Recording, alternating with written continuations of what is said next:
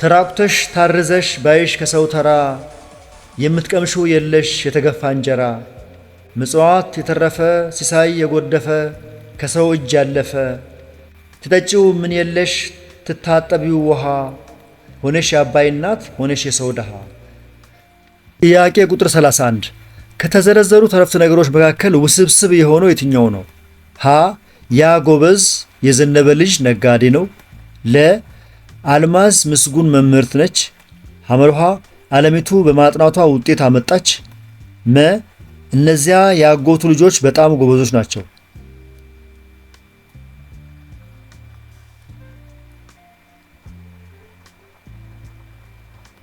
መልሱ ዓለሚቱ በማጥናቷ ውጤት አመጣች የሚለው ነው። በማጥናቷ የሚለው ጥገኛ አረፍተ ነገር ስላለውና ምክንያትና ውጤት ስለሚገልጽ ውስብስብ ነው ማለት ነው።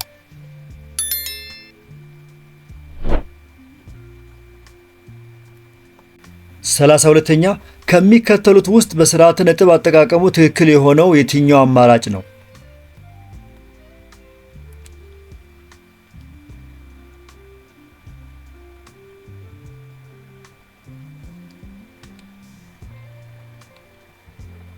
መልሱ መ ላይ የተቀመጠው ገበሬው የቅባት እህሎቹን ኑግ፣ ተልባ፣ ሱፍ እና ሰሊጥ ወደ ገበያ ወስዶ አቀና የሚለው ሲሆን ነጠላ ሰረዝ ዝርዝሮቹን ለመለየት በትክክል ጥቅም ላይ ውሏል ማለት ነው በዚህኛው አረፍተ ነገር መሰረት።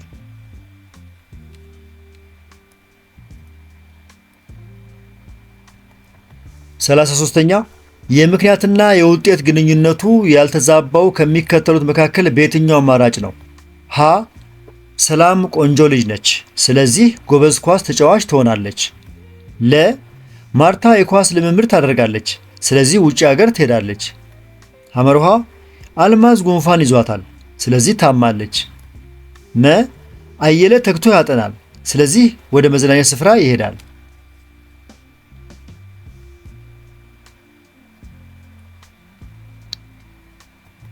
መልሱ አልማዝ ጉንፋን ይዟታል፣ ስለዚህ ታማለች የሚለው ነው። ጉንፋን መያዝ ለመታመም ቀጥተኛና ምክንያታዊ ግንኙነት አለው። ምክንያቱም ጉንፋን መያዝ ምክንያት ነው፣ መታመም ውጤት ነው። ስለዚህ የተያያዙ ናቸው ማለት ነው። 34ኛ ቀይማ ቀይ ነህ የበርበሬ ፍሬ ኮሰኮስከኝ እንጂ እንዳባ ጨጓሬ በሚል የቀረበው የቃል ግጥም ከሚከተሉት መካከል የትኛውን ሐሳብ መሰረት አድርጎ የተነገረ ነው? ሀ ፍቅርን፣ ለ ብቀላን፣ ሐመርሃ ጥላቻን፣ መ ሐዘኔታን።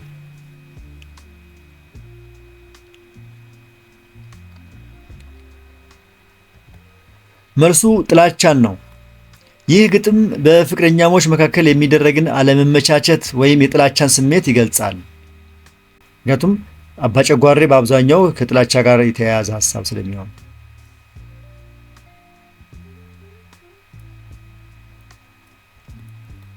35ኛ ከቀረቡት አረፍተ ነገሮች መካከል ተገብሮ የሆነው የትኛው ነው?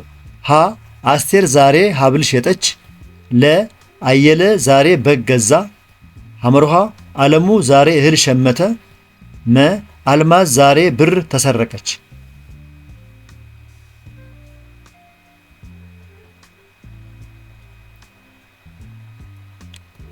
መልሱ አልማዝ ዛሬ ብር ተሰረቀች የሚለው ነው።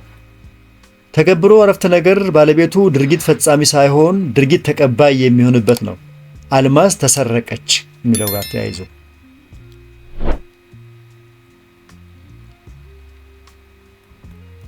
36ኛ ዓላማ ያለው ጊዜና ቦታ ተወስኖለት አንድና ከአንድ በላይ በሆኑ ርዕሰ ጉዳዮች ዙሪያ ሰዎች ሐሳባቸውን የሚለዋወጡበትና ከጋራ መግባባት ላይ የሚደርሱበት ምንድን ነው? ሀ ውይይት፣ ለ ክርክር፣ ሐመርሃ ቃለ መጠይቅ ወይስ መ ንግግር?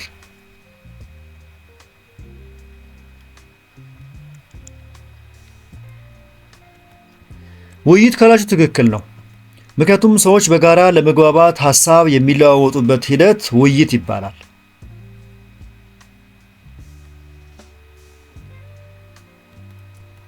37ኛ ቆቅ የሚለውን ቃል እማሪያዊና ፍካሪያዊ ፍቹን በሚመለከት ትክክል የሆነው የትኛው አማራጭ ነው? ሀ ቆቅ የሚለው ቃል እማሪያዊ ፍቹ ንቁ የሚል ነው። ለ ቆቅ የሚለው ቃል ፍካሪያዊ ፍቹ ከወፍ ዘሮች አንዱ ነው የሚል ነው። ሐመሮሃ ቆቅ የሚለው ቃል እማሪያዊ ፍቹ ጎበዝ የሚል ነው። መ ቆቅ የሚለው ቃል ፍካሪያዊ ፍቹ ንቁ የሚል ነው።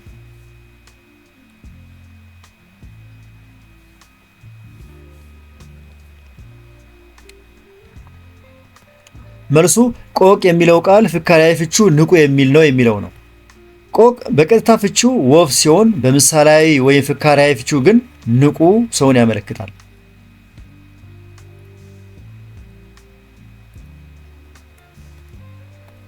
38ኛ የቆጡን አውርድ ብላ የብብቷን ጣለች ከሚለው ምሳሌ አነጋገር ጋር በፍቺ ተመሳሳይ የሆነው የትኛው ነው?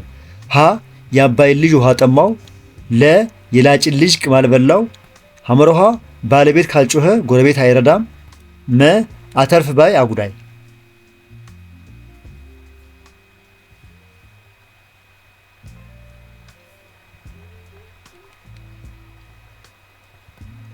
አተርፍ ባይ አጉዳይ ካላችሁ ትክክል ነው።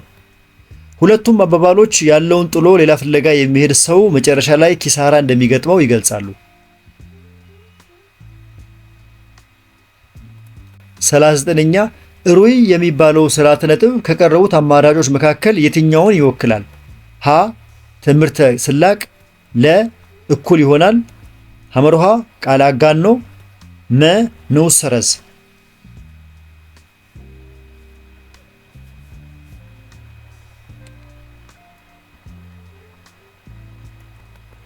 መልሱ እኩል ይሆናል ነው። ሩይ የሚባለው ስርዓተ ነጥብ በሁለት ነገሮች መካከል ያለን እኩልነት ለማሳየት የሚያገለግል ነው።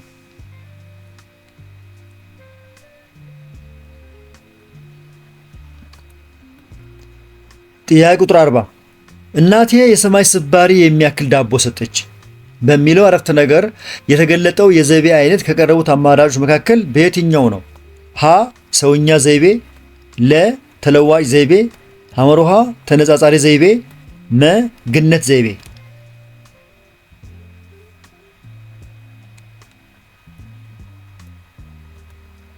ግነት ዘይቤ ካላችሁ ትክክል ነው። ምክንያቱም ዳቦ የሰማይን ስባሪ ሊያክል አይችልም። ነገሩን አጋኖ ለመግለጽ ስለተጠቀመበት ግነት ይባላል።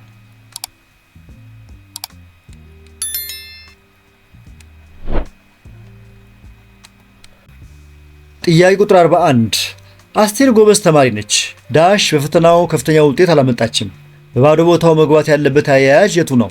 ሀ ስለዚህ፣ ለ ካልሆነ ግን፣ ሐመርሃ ነገር ግን፣ መ አለበለዚያ።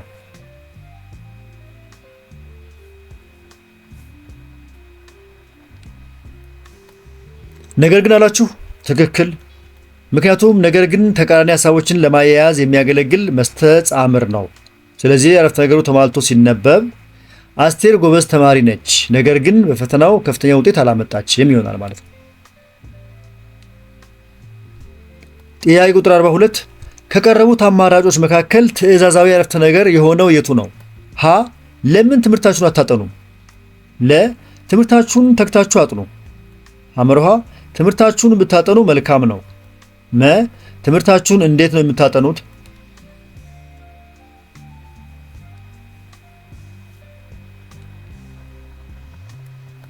መልሱ ትምህርታችሁን ተግታችሁ አጥኑ የሚለው ሲሆን ለዚህም ምክንያቱ አጥኑ የሚለው ቃል ቀጥተኛ ትዕዛዝን ስለሚገልጽ ትዕዛዛዊ አረፍተ ነገር ነው ማለት ነው።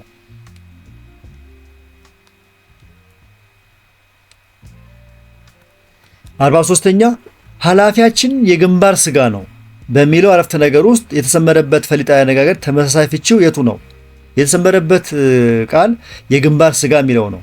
ሀ ግልጽና ቀጥተኛ የሚል፣ ለ ተንኮለኛና ሞገደኛ የሚል፣ ሐመርሃ ቀናተኛና የዋህ የሚል፣ መ ሸውከኛና ወሽካታ የሚል።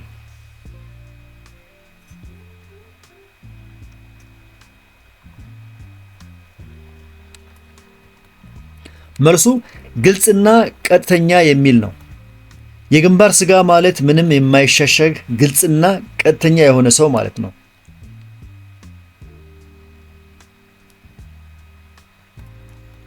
44ኛ ዓለሙ እኩይ ባህሪ ስላለው በጓደኞቹ ዘንድ ተቀባይነቱ አጠያያቂ ነው በሚለው አረፍተ ነገር ውስጥ የተሰመረበት ቃል ተቃራኒ ፍቺው ምንድን ነው? የተሰመረበት ቃል እኩይ ነው።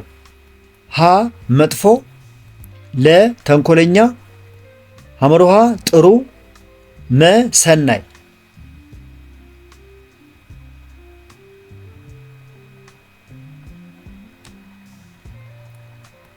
መልሱ ሰናይ የሚል ነው። እኩይ ማለት መጥፎ ወይም ክፉ ማለት ሲሆን የዚህ ተቃራኒው ደግሞ ሰናይ ወይም ደግ ወይም ጥሩ ማለት ነው። እኩይ ማለት እኩያ ማለት አይደለም። በአንድ ቪዲዮ ላይ እንዲህ አይነት ጥያቄዎች ተደጋግመው ሲነሱ ነበረ። እኩይ ማለት መጥፎ ማለት ነው እንጂ እኩያ ማለት አይደለም። እኩያ ማለት አቻ ነው። እኩይ ማለት ግን መጥፎ ማለት ነው።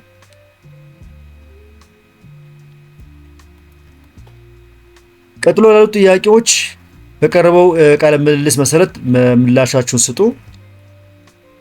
ቃለ ምልልሱ በዘሩና በገሊላ መካከል ነው። ዘሩ እንዲህ ይላል።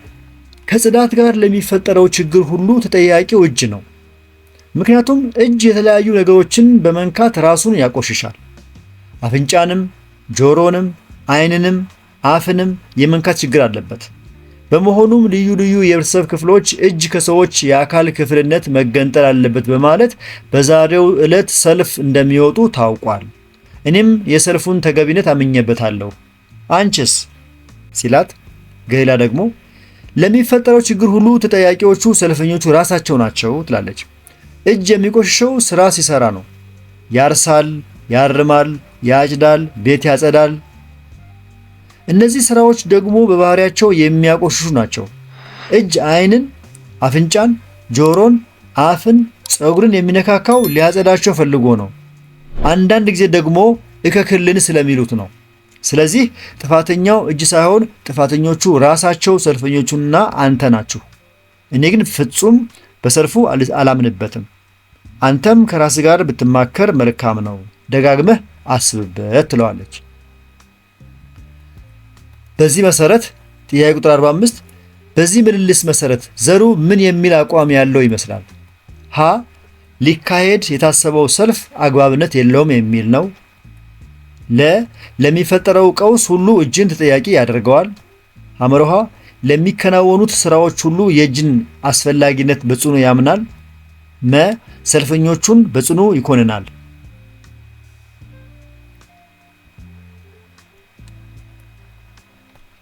መልሱ ለሚፈጠረው ቀውስ ሁሉ እጅን ተጠያቂ ያደርገዋል። ዘሩ ለሚፈጠረው ችግር ሁሉ ተጠያቂው እጅ ነው በማለት እጅን ተጠያቂ አድርጎታል። 46ኛ በዚህ ምልልስ መሰረት ገሊላ ምን አይነት ባህሪ እንዳላት መገመት ይቻላል? ሀ በተጠያቂነትና በምክንያታዊነት የምታምን ሴት ነች። ለ የምታቀርባቸው ሐሳቦች የሚያሳምኑ አይደሉም። ሐመሮሃ ከዘሩ ይልቅ ገሊላ የምታቀርበው ሐሳብ አያሳምንም። መ ሰልፈኞቹ ሊያካሂዱት ያሰቡትን ሰልፍ የምትደግፍ ነች።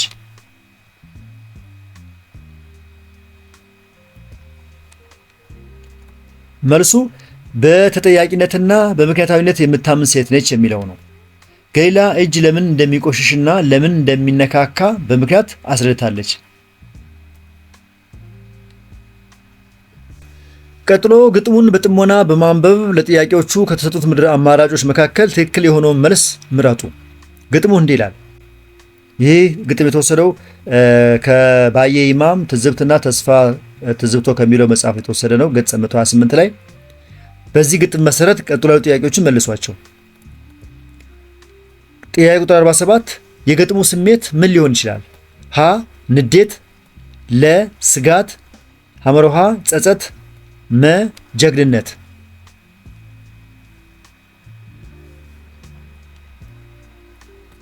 መልሱ ጸጸት ነው።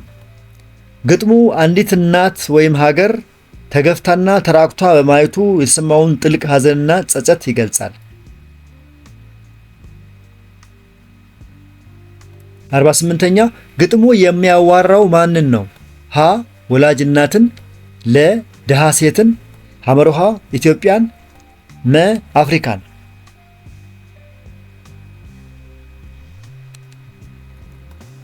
ኢትዮጵያን ካላችሁ ትክክል ነው። ምክንያቱም የአባይ እናት የሚለው አገላለጽ ግጥሙ ስለ ኢትዮጵያ እንደሚያወራ በግልጽ ያሳያል።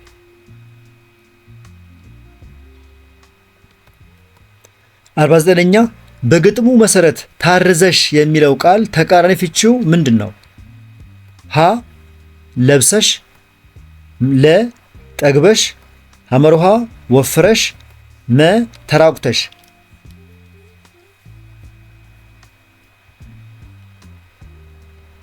መልሱ ለብሰሽ ነው።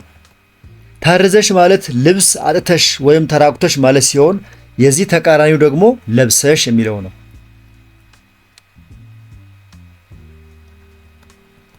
ጥያቄ ቁጥር 50 የግጥሙ ዋና መልእክት ምንድን ነው? ሀ እናትና ሀገር ሁልጊዜም ቢሆን ለችግር የተጋለጡ ናቸው። ለ ሀገራችን የተትረፈረፈ ሀብት ቢኖራትም ድሆች ግን ተርበዋል። ሐመርሃ ሀገራችን በአባይ ወንዝ ምክንያት ለችግር የተጋለጠች ነው። መ ሀገራችን የውሃና የሰው ሀብት ቢኖራትም ከችግር አልተላቀቀችም።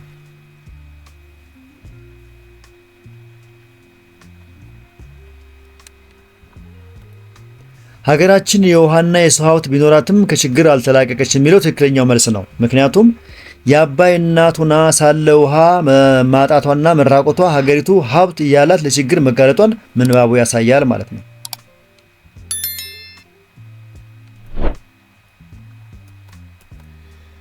ቀጥሎ ያለውን ምንባብ በጥሞና በማንበብ ለጥያቄዎቹ መልስ ስጡ። ምንባቡ እንዲህ ይላል። በአንድ ሰፊ ሀገር አንድ ሀብታም በእህሉ፣ በላሙ፣ በበሬው፣ በግመሉ፣ በፍየሉ፣ በበጉ፣ በከብቱ፣ በማናቸውም ሁሉ የደስደስ ያለው ከበርቴ ነበር ይባላል። ሌቦች ስንኳንስ ከሀብታም ከድሃም ቢሆን ሌባ መስረቅ ልማዱ ነውና ሌቦቹ በአንድነት ተማክረው ሌት ከቤት ገብተው ከከብቱና ከገንዘቡ ሰርቀው ይዘው ወደ በረሃ ገቡ። ከበረሃም ሆነው ሁለቱ ሌቦች ሶስተኛውን ወደ ከተማ በስውር ምግብ ገዝቶ አምቶላቸው እንዲበሉ ልከውት ሄደ። ከሄደም በኋላ እነዚህ ከበረሃ የቀሩት እንዲህ ብለው እርስ በርሳቸው ተመካከሩ። ሶስተኛውን ጓደኛችንን ሳንጨምር ይህን ሁሉ ገንዘብ ብንካፈለው ብዙ ይጠቅመናል። ይኸውም ባልንጀራችንን ሲመጣ ተደብቀን እንግደለው ብለው ሐሳባቸውን ጨረሱ። ያኛውም ወደ ላኩት ስፍራ ሲሄድ ለራሱ እንዲህ ሲያስብ ነበር። መቼም ፋንታይን በልቼ ነውና የምመለሰው እነሱን በዚህ በሚወስድላቸው ምግብ ላይ መርዝ ገዝቼና ነሳንሼ ፈጅቻቸው ገንዘቡን ሁሉ ለብቻዬ እወርሰዋለሁ ብሎ እንዳሰበው አድርጎ ሲመለስ ከነሱም ዘንድ ሊደርስ ትንሽ ሲቀረው በልተው ሩብ ሰዓት ቆዩ። በኋላ እየተንጨረጨሩ ሞቱ። እነዚያም ለሁለት እሱም ለራሱ ሲያስብ ምንም ሳያገኙ ጠፍተው የሁሉም ሌቦች ሬሳ ከዚያው ተገኘ። የተሰረቀውም ገንዘብ ሳንቲም እንኳን ሳይነካለት አብሯቸው በአንድነት ተገኝቶ ለዋና ባለቤቱ ነፃ ገንዘብ ተመለሰለት ይባላል። የሌባ ትርፉ ጥፋቱ ነው። የሰው ገንዘብ በከንቱ ቢሄድ አለመጥቀሙን እነኚህ ምሳሌዎች ያስረዱናል። ከላይ በቀረበው ምንባብ መሰረት ከከበርቴው ከነበሩ የእንስሳት ሀብቶች መካከል ያልተጠቀሰው የትኛው ነው? ሀ ግመል፣ ለ ፍየል፣ ሐመርሃ በቅሎ፣ መ በሬ።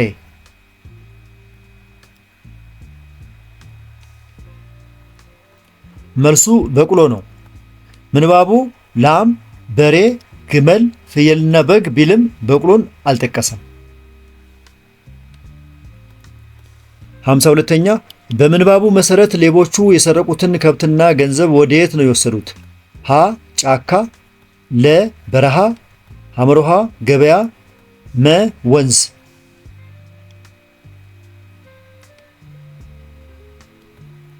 በረሃ ካላችሁ ትክክል ነው። ምንባቡ ከከብቱና ከገንዘቡ ሰርቀው ይዘው ወደ በረሃ ገቡ ይላል።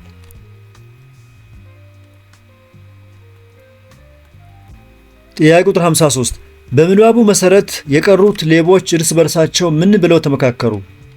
ሀ ጓደኛችንን ሳንጨምር ገንዘቡን መካፈል የለብንም።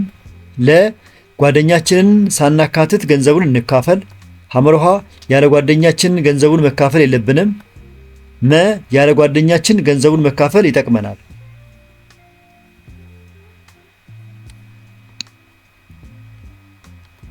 መልሱ ጓደኛችንን ሳናካትት ገንዘቡን እንካፈል የሚል ነው። ሌቦቹ ሶስተኛውን ጓደኛቸውን ሳይጨምሩ ገንዘቡን ለሁለት ለመካፈል ተመካክረዋል።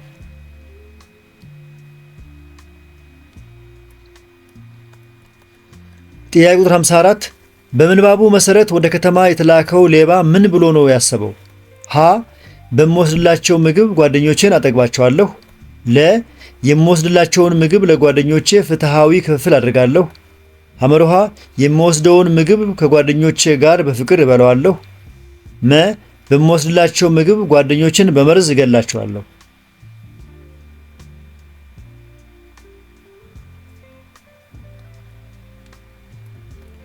መልሱ በምወስድላቸው ምግብ ጓደኞችን በመርዝ እገላቸዋለሁ የሚለው ነው። ምግብ ሊገዛ የሄደው ሌባ ጓደኞቹን በመርዝ ገድሎ ገንዘቡን ለብቻው ለመውሰድ አስቦ ነበር። 55ኛ በምንባቡ መሰረት የሌቦቹ ብዛት ስንት ነው? ሀ 4 ለ 3 ሐመሩሃ 5 መ 2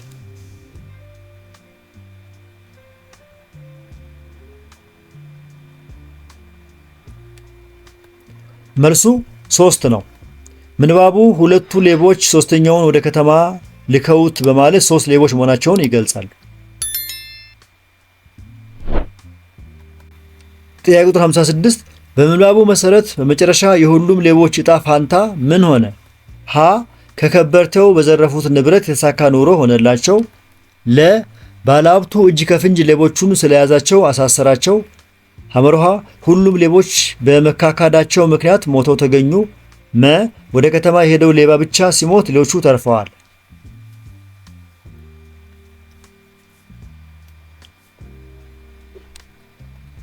መልሱ ሁሉም ሌቦች በመካካዳቸው ምክንያት ሞተው ተገኙ የሚለው ሲሆን አንዱ በመርዝ ሌሎቹ ደግሞ በመገዳደል ሁሉም ሌቦች ሞተው ተገኝተዋል።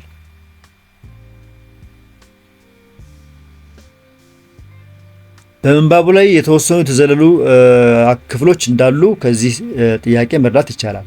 ለማንኛውም ሐሳቡን በዚህ መልኩ ያዙት። ጥያቄ ቁጥር 57 በምንባቡ መሰረት ሌሎቹ ሌቦች ከተማ የሄደውን ሌባ በምንድን ነው የገደሉት? ሀ በክላሽ፣ ለ በገጀራ፣ ሐመሩሃ በሽጉጥ፣ መ አይታወቅም።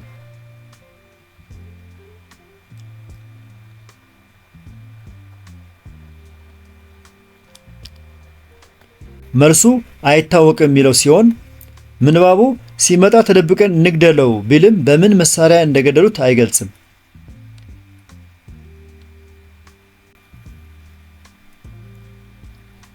ጥያቄ ቁጥር 58 በምንባቡ መሰረት ፋንታዬ ሲል ምን ለማለት ነው? ሀ የድርሻዬ፣ ለ የራሴ፣ ሐመሩሃ የግሌ፣ መ የወሌ።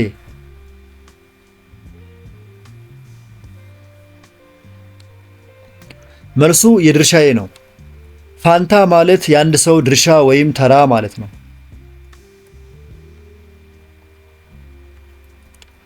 59ኛ በምንባቡ መሰረት ፈጅቻቸው ሲል ምን ለማለት ነው? ሀ ፈጽሚያቸው፣ ለ ገድያቸው፣ ሐመሩሃ ጨርሻቸው፣ መ አጠናቅቂያቸው።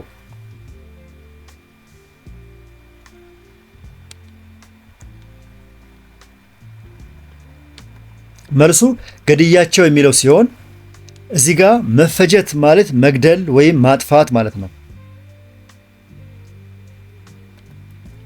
የተከበራችሁ የዚህ ቻናል ተከታታዮች ለዚህ የ2015 ዓ.ም የ8ኛ ክፍል አማርኛ ሚኒስትሪ ፈተና የመጨረሻው ጥያቄ ያደረስን። የመጨረሻውን ጥያቄ ከማየታችን በፊት እስካሁን በቀረቡ ጥያቄዎች መልስና ማብራሪያዎች ላይ አስተያየት፣ ጥቆማና ጥያቄ ካላችሁ አስተያየት መስጫው ላይ አስቀምጡ። ከተመቻችሁ ላይክ አድርጉ። ሌሎቹ እንዲያገኙት ከፈለጋችሁ ሼር አድርጉ። በዚህ ቻናል ላይ የ8ኛ ክፍል የሞዴልና የሚኒስትሪ ጥያቄዎች ስለሚገኙ እነሱን ለማግኘት ቻናሉን ሳብስክራይብ አድርጉ። የዚህን ፈተና ፒዲኤፍ ከፈለጋችሁ ደግሞ ፒዲኤፉን ከቴሌግራም ቻናል ሃሁ ቲዩብ ላይ ገብታችሁ ጆይን በማድረግ ማግኘት ትችላላችሁ። ጥያቄ ቁጥር 60 በምንባቡ መሰረት እየተንጨፈረሩ ሲል ምን ለማለት ነው? ሀ እያቃሰቱ፣ ለ እየቦረቁ፣ ሐመሩሃ እየዛቱ፣ መ እያሳቱ።